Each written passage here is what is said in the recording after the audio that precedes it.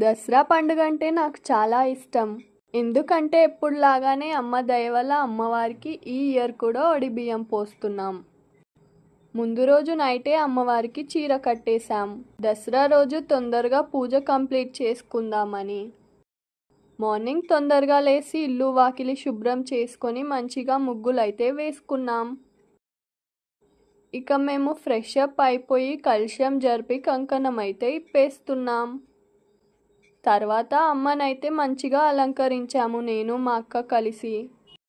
Mummy వాళ్ళైతే బియ్యం కలిపేస్తున్నారు.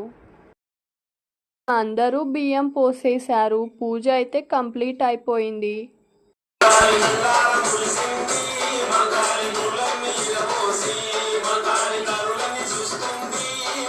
అందరికీ భోజనాలు పెట్టడానికి వంటలు అయితే చేపిస్తున్నాం.